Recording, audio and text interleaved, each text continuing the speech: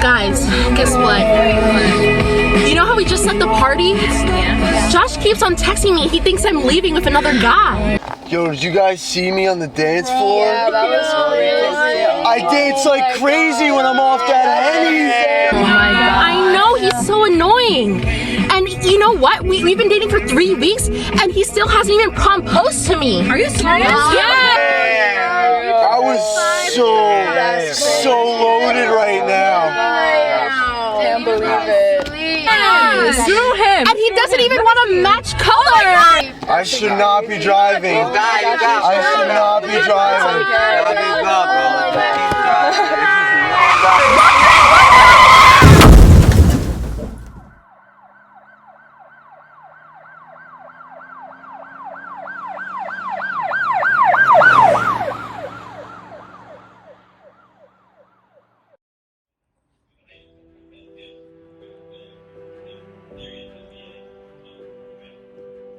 So the dispatcher now took that information and sent the Bogota Police Department to a serious motor vehicle accident with injuries.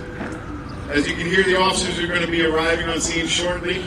When they arrive, first thing they do is make sure that everybody outside of the vehicle is going to be safe.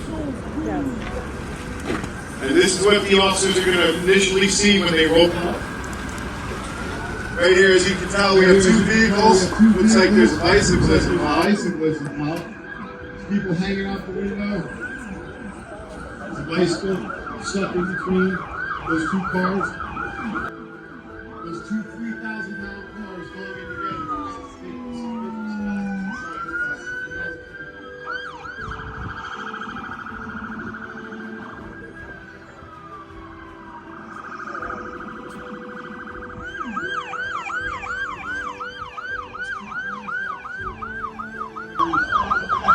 Take up a position to make sure that anybody else coming towards the scene is going to be safe. And they're going to have to assess the situation quickly.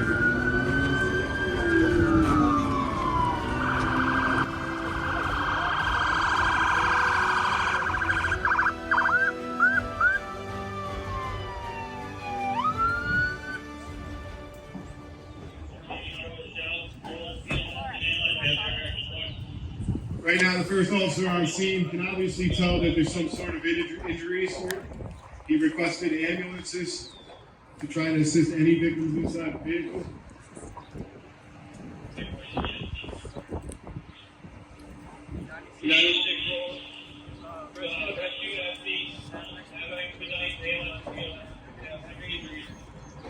So as you guys heard, the officer on scene reports there's many injuries. He requested for the fire department, rescue squad, and the ambulances. Right now we're assessing patients. Obviously there's 2 officers here and many patients. They're going to want to make sure that anybody that can possibly walk away from the car so they don't catch fire are either moved out of the way, and they have to also assess every patient inside the vehicle to see what their status is. When you guys are driving, you're going to hear lots of sirens, police cars, ambulances behind you. The first thing you want to do is make sure you safely pull over immediately.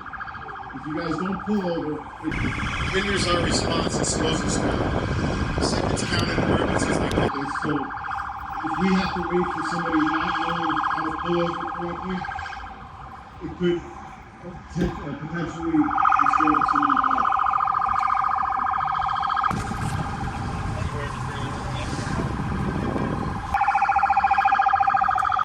So right now, the Bogota Rescue's responding. Ma'am, you okay?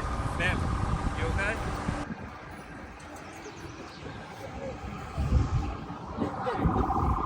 Ever okay?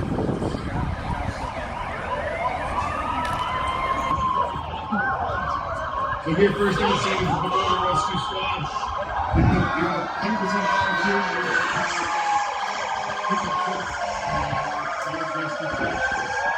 The key is that there's some people trapped inside the squad, but they're not obviously so showed that there may be more people dead inside that vehicle.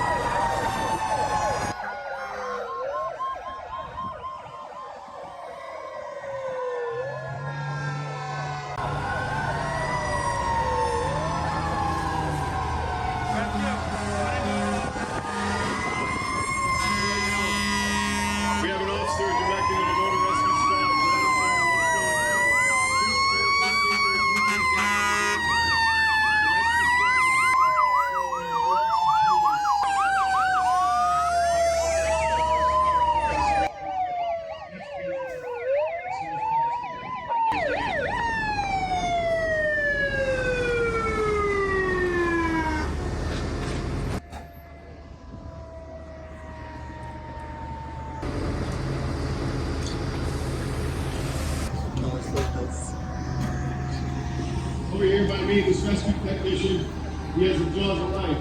These are battery operated. Makes the jaws of life keeping them around and not having any doors. He's going to take this tool, set it up so he can see. Back corner collar, wall pin, neck pain, and back pain.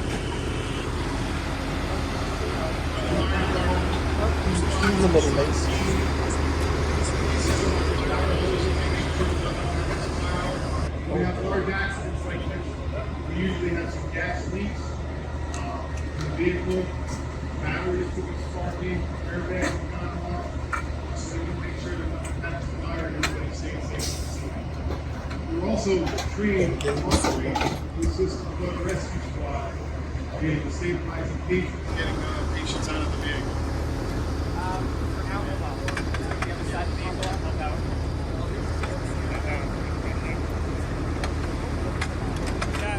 So right now, we have several ambulances on scene. With a large amount of patients like this, we usually have to go to different towns to get to our towns to help us out. So we have two ambulances who are out here, usually medical center out here. We're all assessing patients, see if we can save their lives or assist them and get them out of that vehicle as quickly as possible. The Holy Name Medical Center paramedics also arrive. The paramedics are advanced medical care. They're pretty much doctors. They have basically the same training as doctors have. They administer medications. They help people with pain and make sure that they're remaining conscious and getting to the hospital safely.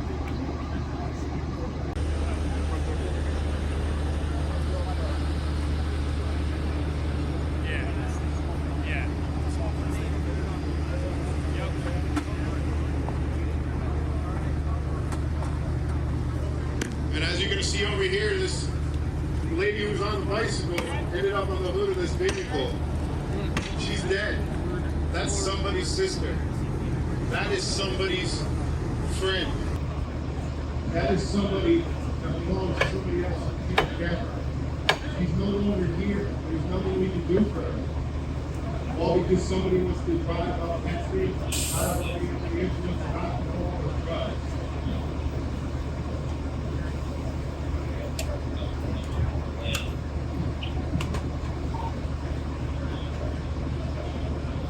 So right now, there's patients in here that require expedited medical attention.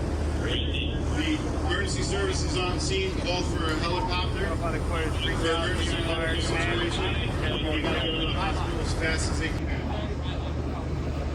These ambulance corps members over here, they're trying to safely work with the rescue squad to gain entry into these vehicles to get these patients out of this car.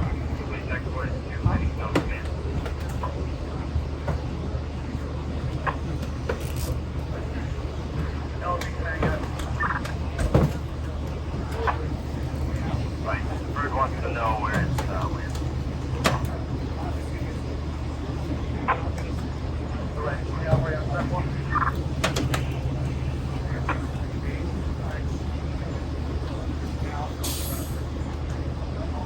The tools that the rescue squad is using, jaws of life, they basically make car doors like a soda can, break it apart, like a knife through butter.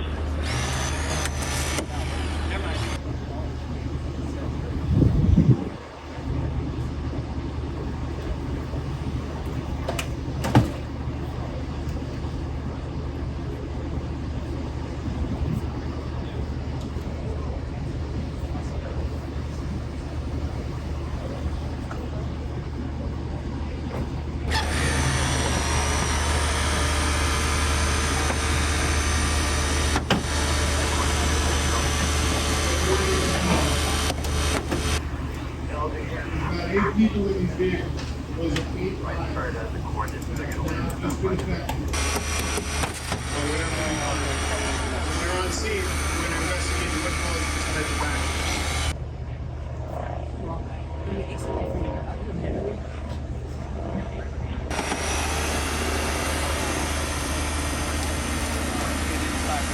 While the police department is investigating the accident,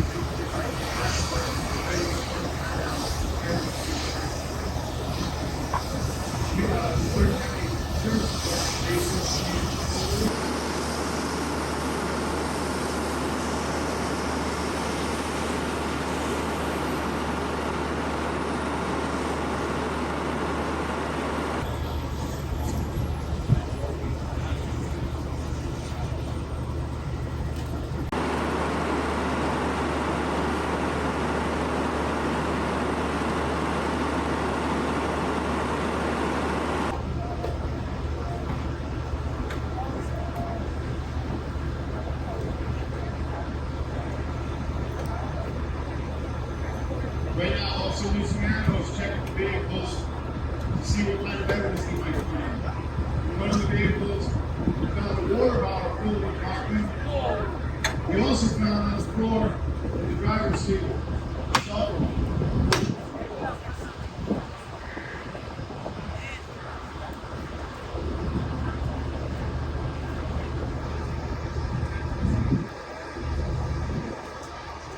And so, like I said, Officer Luciano in the driver's seat found a water bottle which appeared to us full of vodka.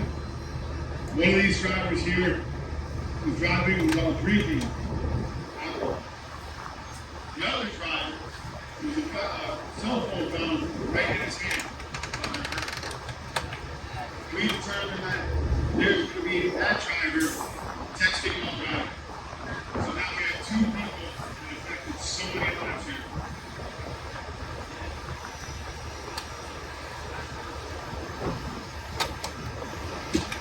As you can tell vigorously, the rescue squad is still trying to open doors and assess patients and help them get extricated out of the vehicle.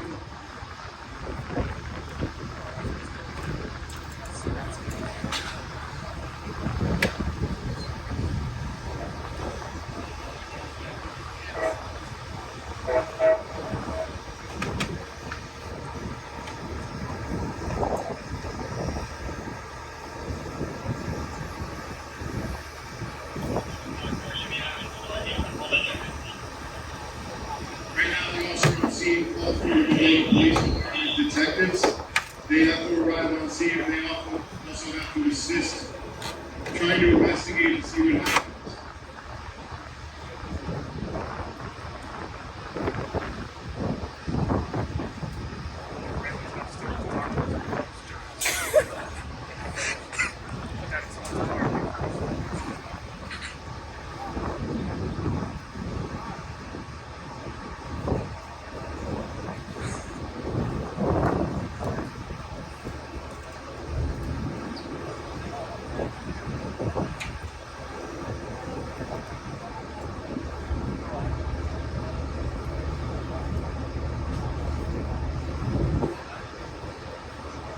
So right now we've determined the person on the black vehicle, she's obviously dead. The passenger in this minivan, she also hit her head on the windshield and she snapped her neck due to the force of the impact from the accident.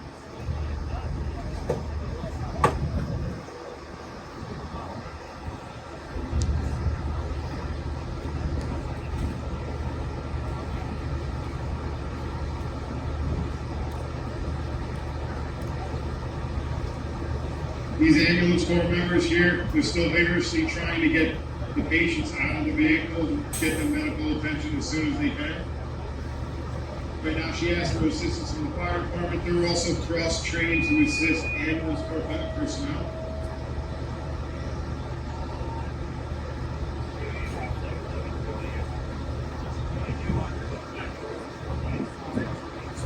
Right over here to my right, over here, you're going to see Officer Luciano is talking to one of the drivers inside the black vehicle. He looks like he's injured, as you can tell with all the blood. He's also staggering. When you tend to drink a lot, you tend to be very boisterous. You start slurring your speech. You start not being able to be coordinated.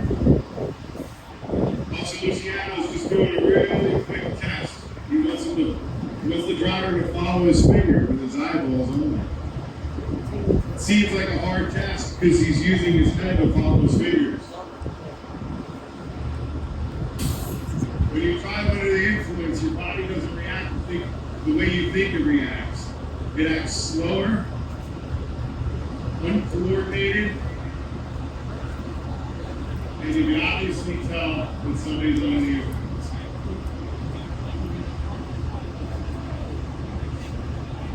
The test that Officer Luciano is giving, they're called field sobriety tests.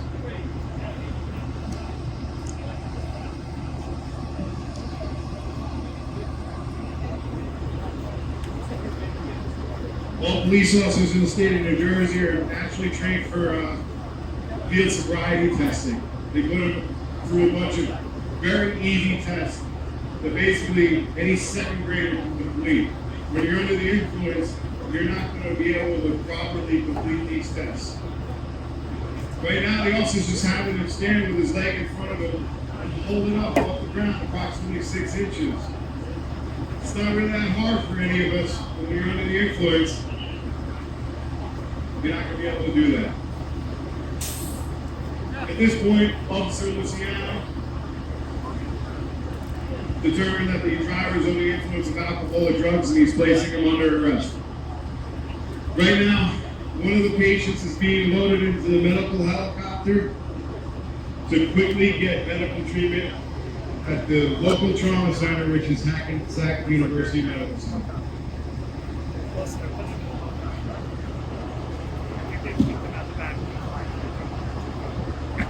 The Bergen County Prosecutor's Office Fatal Accident Investigation Unit, they just arrived on scene. They're going to be assisting the Bergen County Sheriff's Department and the Bogota Police Department, Detective Bureau, in gathering evidence, investigating what happened here, so we can definitely find out who was at fault, how the accident happened, and what was the cause.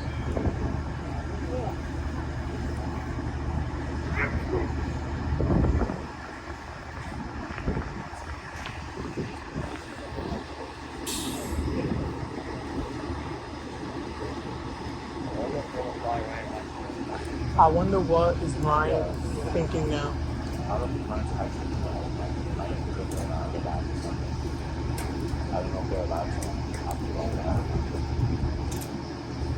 Imagine he's gonna fly out, bro. I wish I could do that. I wish, bro. If they told me I was gonna get out there, I would have told as a kid. Right over here, Officer Luciano And I would have done it. I'll see you there. found a bottle with the alcohol in it. He's also gathering evidence for his cell phone.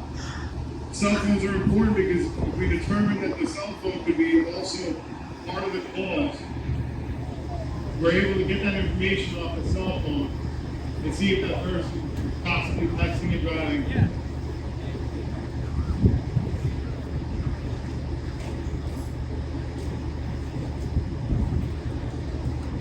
Right now, I'm going to give the microphone over to the prosecutor's office, fatal accident investigation unit, boss over here. Good afternoon, everybody. My name is Steve Quintana. I'm a detective with the Bogota High Prosecutor's Office. I'm assigned to the fatal accident investigation unit. So my unit will sort of be responsible to investigate this crash. So from here, what would happen is you have your both police officers and detectives who come to the scene. They determined that they had a motor vehicle accident with a driver who was under the influence of alcohol and people who were killed and or seriously injured. So at that point, they would make notification to our office and detectives from our unit come to the scene and investigate. So where would we take this from here? One thing that we would do is our counterparts at Bergen County Sheriff's Office, the PCI unit, they would assist us in taking photographs of all the vehicles. We would examine this entire scene. We would take measurements of the cars, photographs, and eventually we would apply for search warrants and search both of these vehicles. Another thing we would do is the gentleman who was taken into custody by Bogota, goes back to the Bogota Police Department, we would go and interview that driver. One other thing we would do is we would ask that driver for a blood sample. If he didn't want to give us a blood sample, we would get a search warrant from the judge. We would take him to the hospital and we would give a search warrant to the nurses, and the nurses at the hospital will take the blood sample from them. We'll take that blood sample, we'll send it to the New Jersey State Police lab, and we'll be able to determine what their blood alcohol level was. The other thing that blood sample will tell us is if there's any drugs in their system. So if there's any kind of illegal drug in their system, whether it's marijuana, cocaine, whatever that drug is, we are now going to take that blood and send it to a different lab. We're going to find out exactly how much of that drug is in your system.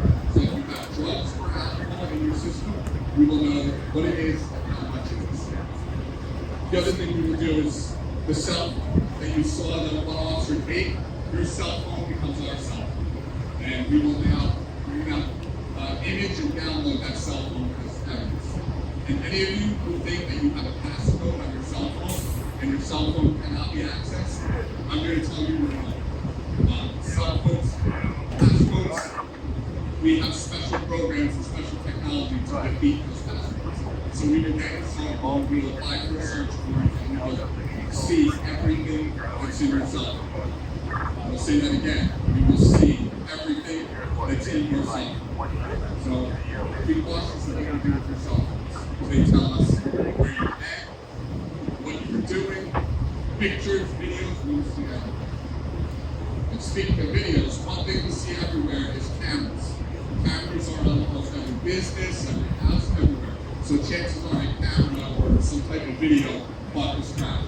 So we will look at that as well. And in the end, that driver will be charged with vehicular homicide in New Jersey. When you kill somebody and you're under the influence of alcohol, you're charged with vehicular homicide, which can carry a penalty of up to 10 to 20 years in jail per victim. So if 2 people die in this crash, you can do that. So from there, you'll be charged with vehicular homicide and you'll go to jail. And that brings me to the next thing I want to talk about, what the consequences of driving under the influence of drugs or alcohol or seriously injuring somebody. So the way I like to describe that, I like to talk about the 3 F's: freedom, financial, and forever. Obviously, if you kill somebody, you go to jail, your freedom is gone, you're going to be in jail. You potentially face 10 to 20 years in jail per victim. Financial. A lot of people ask me, well, if I can't afford an attorney, I can just get a public defender. I'm going to tell you it doesn't work like that. If you are a minor, if you're under the care of your parents, a judge will require your parents, if they have financial needs, to pay for an attorney. And just to give you an idea of how much something like this would cost, you're talking hundreds of thousands of dollars in attorney fees if you're going to fight a case like this. So the amount of money that we'll have to spend is hard. And obviously the forever impact of this, if you kill somebody, unfortunately, one of the worst parts of my job is going to people and telling them that the family member's been killed. Telling them that their son's dead, their daughter's dead, their mother's dead, their father, their brother's sister, whatever the case may be. You can't prepare yourself for telling somebody that your loved one was killed in a crash like this. When you do, you watch that person in front of you crumble. You watch their lives absolutely crumble in front of you. It's the worst part of my job. And unfortunately, we do it way too often than we would like. So I couldn't imagine what it's like living with being a person that killed somebody in the night. I've seen adults, I've had to tell people that their adult family member was killed, that their adolescent family member was killed, and even worse, I've had to tell people that in some cases their infants were killed and nobody crashes. And it is the worst feeling. I have kids, I couldn't imagine being a parent having to be told that your son was killed in a crash. So that is the forever impact of something like this. Another thing that I also want you guys to be aware of, for those of you that drive or will be driving, these cars have what's called event data records inside the cars. Those are little modules that will tell us how fast your car was going and how you were driving that car when you're involved in a motor vehicle accident. So we'll be able to you were pressing the accelerator, if you were pressing the brake, if you were turning the steering wheel, we would be able to know everything that you were doing in that car from after it happens. So, you really, between cell phones and technology like that, you can't lie, you can't hide from it. You will know everything that was going on in that car. So I want you guys to keep that in mind when you're driving. That not only if you kill somebody when you're under the influence of alcohol, if you kill somebody when you're speeding excessively on your cell phone, that will also be considered vehicular homicide, and you will get arrested the same way that he just got arrested. So when you get your license, please understand that. Please know that we need you to drive carefully, and everything that you do in that car will be done. Does everybody have the Uber app or Lyft app on their phone? I hope you do. I'm begging you, please. If any of you are ever in a position where you're drinking, please don't get on the Get on the Uber, get on the, find another way home. There's always another way to get home. So please utilize those things that Uber will fail. And to be honest, I'm sure if you called your parents, they would have no problem picking you up as opposed to getting on the road, so that you don't end up in the situation that he was in. And now you're under arrest, you're facing 10 to 20 years in jail. You just killed a friend, you just killed a stranger on the road. This is not worth it. And just to also make clear, he was under the influence of alcohol, but even with the, and it's the elephant in the room, but even with the legalization of marijuana, operate your vehicle while under the influence of marijuana. I want to make that clear. If you operate a vehicle under the influence of marijuana and you kill somebody, you will be charged with vehicular homicide. I can promise you that. Unfortunately, you've seen it, you've had it, it's happened. So I hope none of you ever end up in this situation. Does anybody have any questions? I'm more than happy to come up there and answer any questions.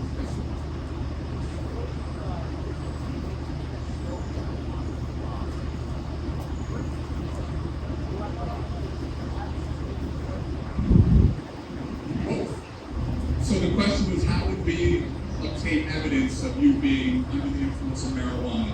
We're going to, with that, I discussed, we'd get a search warrant for blood. That blood will also be sent to the lab to analyze.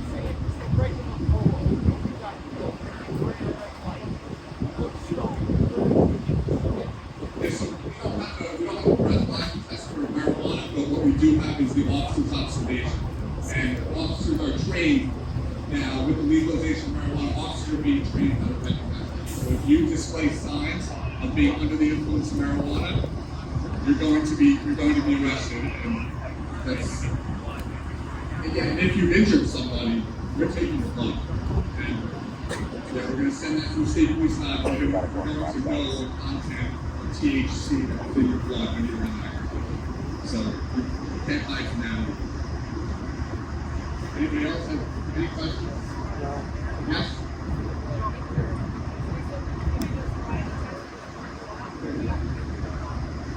If the suspect is injured. So if the suspect is injured and he has to go to the hospital, I will go to the hospital, and if he's okay, if he's drunk, if he's just having minor injuries, I'm going to ask him for consent for his blood.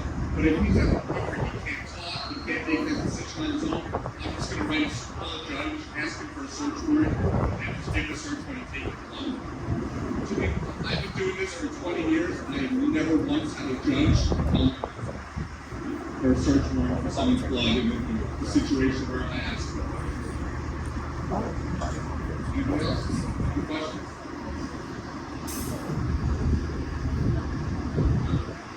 Okay, I'm going to turn this back over to Sergeant Cole. All right, thank you very much for that presentation.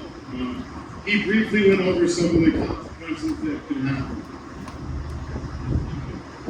When you're driving under the influence, it completely changes things.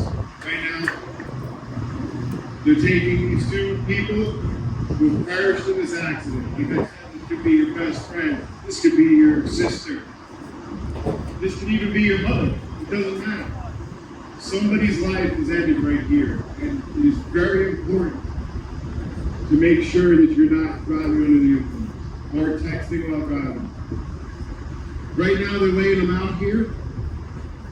They're going to stay there until our funeral home comes and bring those two bodies to the morgue.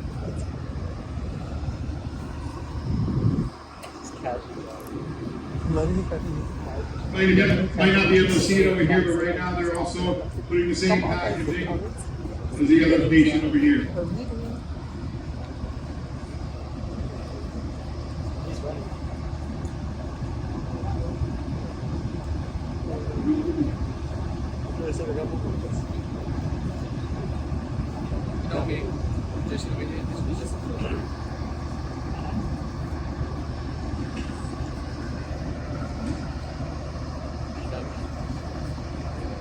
If you guys haven't felt it yet, this is a sobering moment. Sitting here dead, laying on the ground. Your family right now probably doesn't know what happened to you. They're going to get a call from the police department, another friend who is injured, who's sitting at the hospital with maybe a hurt head. Your parents are going to get a phone call saying, hey, I need you at the hospital. Your son, your daughter, now died in a car accident. Think about how they feel. Think about how you would feel if that was your sister. You show up to the accident and see your sister lying dead on the ground. You're not going to like that. This incident here changed so many lives. There's a ripple effect. Right now, the funeral homes come. They're going to take these two dead bodies and he's going to put them in his purse over here. The lady that was in charge, I think that she was with him. No, the woman. Oh my God, I think both had a cough. I think that with the Joseph, I think that she's kind of fixed their mind, right? Fine. It looks like it. I really want you guys to look at this, take this in. This may be lockup. This may be something, a lot of lights and sirens here. But this part, when it comes to fatal accidents, is real. This doesn't get any more real than what we see when we have people driving under the influence, texting on phones, destroying lives.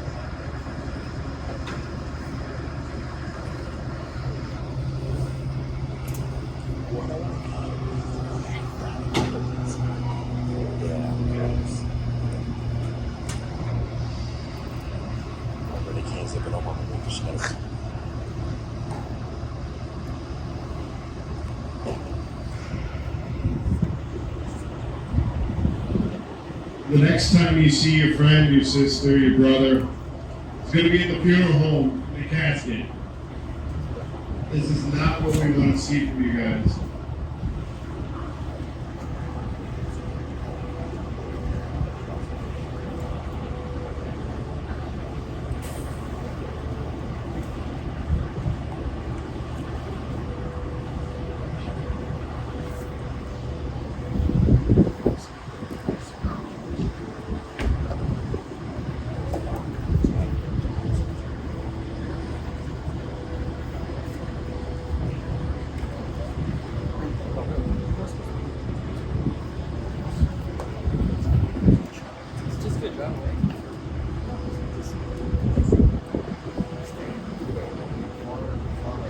All right, ladies and gentlemen, this is the final farewell. Your friend.